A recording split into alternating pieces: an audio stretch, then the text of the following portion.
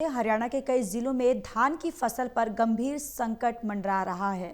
हाल ही में Fiji virus नामक एक संक्रामक बीमारी ने करनाल समेत कई जिलों में धान की फसल को व्यापक रूप से नुकसान पहुंचाया है। करनाल में अब तक 550 एकड़ में फीजी वायरस का प्रकाश जो है वो देखने को मिला और किसानों के माथे पर चिंता की लकीरें देखने को मिल रही है। देखिए हमारी ये रिपोर्ट।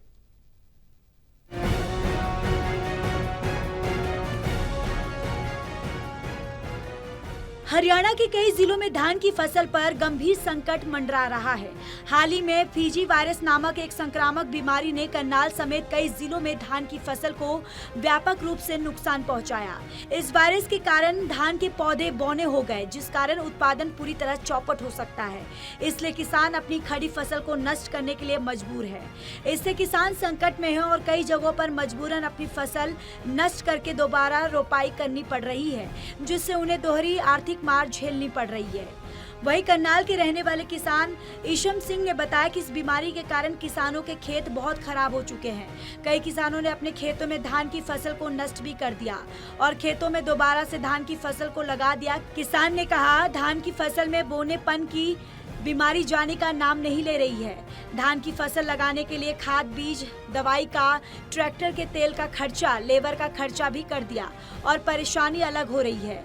उन्होंने कहा कि धान की फसल की इस बीमारी के बारे में कृषि विभाग से जुड़े अधिकारियों से भी मुलाकात कर चुके हैं, लेकिन उनका कहना है कि इसका कोई इलाज नहीं है। जो दवाइयाँ उन्होंने बताई थी वो भी धान की फसल में इस्तेमाल कर चुके हैं, लेकिन कोई फर्क नहीं पड़ा। ये इस बीमारी के कारण बहुत खेत खराब हो गए और लोगों ने खेत बा भी दिए, दोबारा बा के दोबारा लगा दी जीरी।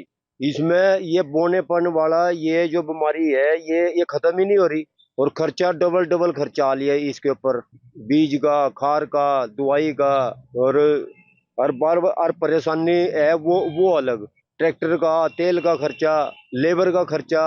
अब क्या किया जाए। अब अगली फसल आएगी, गेहूं की फसल आएगी, जब जाकर अब देखें गेहूं की फसल में क्या होएगा।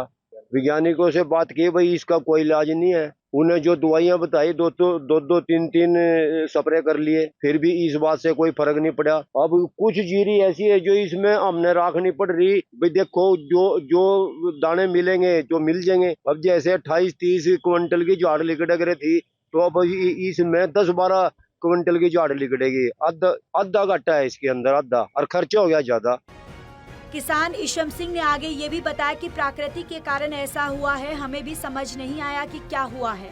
पहले भी धान की फसल हुआ करती थी, इस बार ही ऐसा क्या दिक्कत हुई, इसके बारे में कुछ पता नहीं चला है। 11 एकड़ में धान की फसल को लगाया हुआ है। हमें इस बार फसल में लाखों का नुकसान हुआ, लाखों रुपये का खर्चा भी आ चुका है।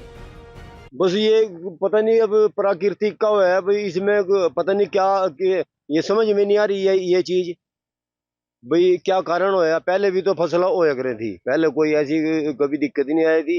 अभी ये 2-4 साल से 5-6 साल से ज्यादा हो रही। कितने एकड़ में आपने लगाई है धान? मैं 11 एकड़ में लगा रखी। कितना फसल हो सकती है क्या?